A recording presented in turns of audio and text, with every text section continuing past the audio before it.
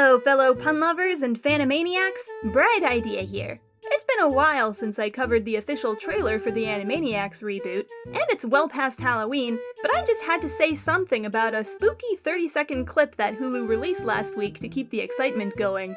Once this show begins in earnest, I plan on recording my reactions, collecting the highlights, and sharing my deeper thoughts and opinions as the episodes are released. Since this Huluween promo for Animaniacs is so short though, I'm gonna dive deep into each of the little moments and Easter eggs that I notice. So without further ado, let's just jump right into it.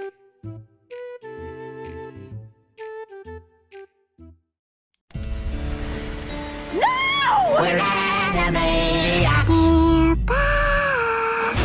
From the beginning, with its parody of 1982's Poltergeist, it cements my belief that this reboot is gonna have a ton of fun with nostalgic Warner Brothers favorites and Steven Spielberg references. Even if you've never seen Poltergeist, the bit holds up with the superb animation and the creepy cute delivery. Trick or treat! This isn't the first time the Warner Sibs have faced a vampire. One of my favorite episodes of the classic 90s series, Dracula, Dracula, involves the monster getting terrorized by the trio and being voiced by Dan Castellaneta, Homer Simpson himself. One of my favorite YouTubers, Mad Munchkin, already blethered about it on her channel, so I'll let her fill you in. Tell her Bread Idea sent you. Also, can we just talk about how perfect it is that Yakko, Wacko, and Dot are dressed as Groucho, Harpo, and Chico respectively? True, the Marx Brothers aren't technically a Warner Brothers property, since their movies were released by competing companies Paramount and MGM, but each of their characters are such a fitting parallel that technicality gets a pass. Rob Paulsen, famous for Yakko, Pinky, Dr. Scratch and Sniff, and numerous other bit parts on Animaniacs, has reported in interviews that the inspiration for Yakko's voice was basically Groucho Marx on helium. And though Wacko isn't completely mute, his sense of humor is definitely the most physical of the three, thus a perfect fit for Harpo. And they both make that crazy gooky face on occasion. Dot as Chico is a bit of a stretch since she doesn't have a foreign accent or play the piano, but the character still fits her better than the bland, least funny, conventionally handsome Zeppo.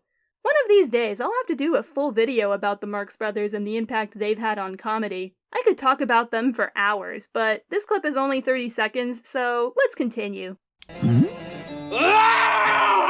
Looks like a typical day filming with the Warners. Directors having a breakdown and a young Spielberg doppelganger looks on. Come on, everybody!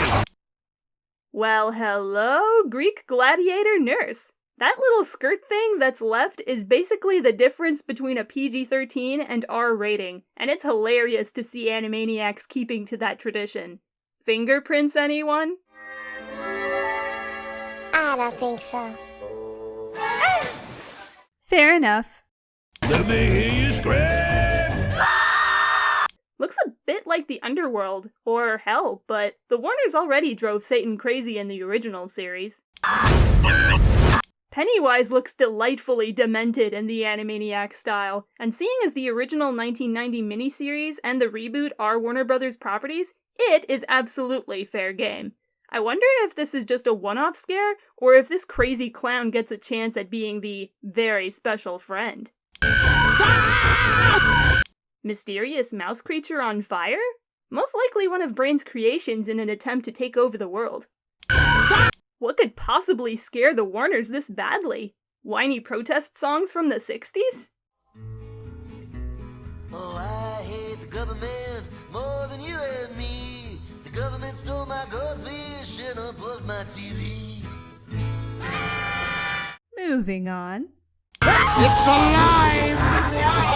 Obvious Frankenstein reference is obvious, but it's so good to hear it in Brain's voice that it's fresh and funny rather than cliché.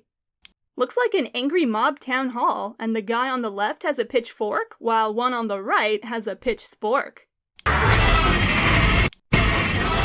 And finally, Pinky gets scared off by two brightly colored alien monsters, though this part feels out of sequence as I see what looks like Brain's finger pointing out at the audience at the end. Woo!